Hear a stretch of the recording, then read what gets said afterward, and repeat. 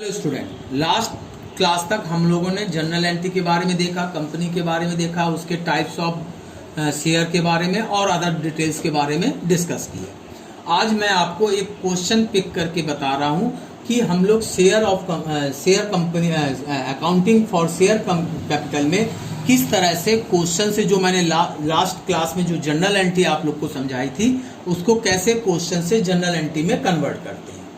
अब जैसे मैंने जिस क्वेश्चन को पिक किया है उसमें दिया है eastern electronics limited was registered with capital of 2 lakhs divide into 20,000 equity share of 10 rupees each.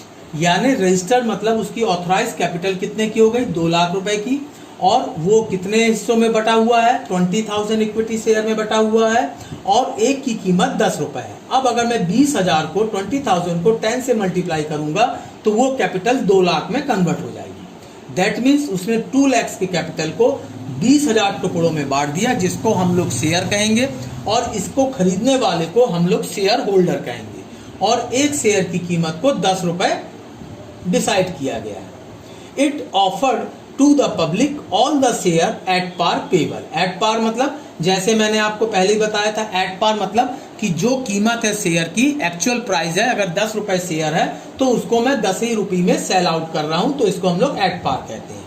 अब यहाँ पे कह रहा है वो एप्लीकेशन में कितना रखा है उसने, 2 रुपए प्राइस रखी है। इसी तरह से अलॉटमेंट में उसने कितना रुपए प्राइस रखी है, 2 rupees per share on application, 3 rupees रखा है उसने अलॉटमेंट में। और फर्स्ट कॉल में अगेन उसने 3 रुपीज प्राइस डिसाइड की है, और सेकंड या फाइनल कॉल को उसने 2 रुपए में प्राइस फिक्स की है। यानी जैसे मैंने आपको लास्ट क्लास में बताया था कि ये जो प्रोसेस होती है 4 स्टेप में कंप्लीट होती है। यानी पहला एप्लीकेशन, दूसरा allotment, first call, 4th step, second और फाइनल कॉल। अब हम इसमें जब कैलकुलेट करेंगे तो एप्लीकेशन में कैसे कैलकुलेशन करेंगे, 2 रुपए उसने डिसाइड किया, 20,000 मेरे शेयर हैं, तो कितना आ जाएगा, 40,000 रुपए। तो पहली एंट्री मैंने बताया था, जब पैसा आता है एप्लीकेशन का तो बैंक अकाउंट डेबिट टू से इक्विटी शेयर एप्लीकेशन अकाउंट। कितना अमाउंट आया मेरा, 40,000। अब मैं नरेशन लिख दूंगा कि for application money receive on 20,000 equity share at the rate 2 rupees per share. ये मेरा पहला कंप्लीट हो गया। अब मैंने बताया था इसी को, चूंकि ये पार्ट ऑफ शेयर कैपिटल है, तो इसको मैं शेयर कैपिटल अकाउंट में ट्रांसफर करूंगा। अब क्या लिखूंगा, सेकेंड एंट्री बनाऊंगा मैं, equity share application account debit to share capital account. कितना, वही सेम अमाउंट 40,000 एंड 40,000। तो ये जो स्टेप हो गया मेरा एप्लीकेशन के लिए हो गया। यानी एप्लीकेशन जब करेंगे तो ये 2 स्टेप फॉलो करेंगे। अब इसके बाद सेकंड स्टेप जो आता है अलॉटमेंट का। अलॉटमेंट में उसने कितने रुपए डिसाइड किए हैं, 3 रुपए। अगेन नंबर ऑफ शेयर से मल्टीप्लाई कर दूंगा मैं, तो कितना आ गया, 60,000 आ गया। अब मैं जो कैलकुलेशन जनरल एंट्री बनाऊंगा वो 60,000 के लिए बनाऊंगा।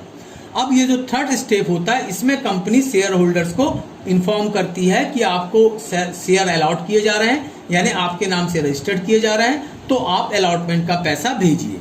तो इसकी पहली एंट्री बनेगी इंफॉर्मेशन देने की, equity share allotment account debit to, क्या लिखूंगा मैं, equity share capital account, equity share capital account. कितना आ गया मेरा, 60,000, यहां भी 60,000। अगेन नरेशन लिख दूंगा मैं नीचे। नरेशन में क्या लिखूंगा, for allotment money due on 20,000 equity share at the rate 3 rupees per share. अब जब ये इंफॉर्मेशन में दे दिया तो अब शेयर होल्डर क्या करेंगे, अपनी रजिस्ट्रेशन अमाउंट यानी अलॉटमेंट अमाउंट को क्या करेंगे, कंपनी को डिपॉजिट करेंगे। उसकी जर्नल एंट्री क्या बनेगी, bank account debit to equity share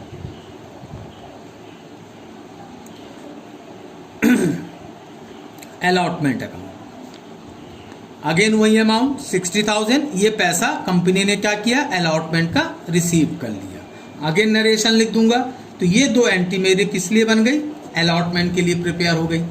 अब थर्ड स्टेप मैंने बताया था फर्स्ट कॉल का। फर्स्ट कॉल में भी उसने कितना रखा है अमाउंट, 3 रुपए। अगेन 20,000 शेयर से मल्टीप्लाई होगा तो अमाउंट कितना हो जाएगा, 60,000 हो गया। अगेन जनरल एंट्री बनाऊंगा फर्स्ट कॉल का, वैसा ही जैसे मैंने अलॉटमेंट का बनाया था।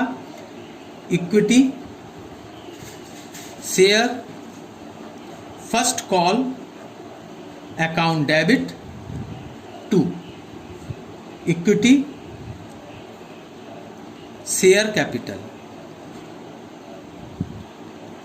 कितना, अगेन 60,000 एंड 60,000। अगेन नरेशन लिख दूंगा मैं। नरेशन क्या लिखूंगा, वही for first call money due on 20,000 share at the rate of 3 rupees per share.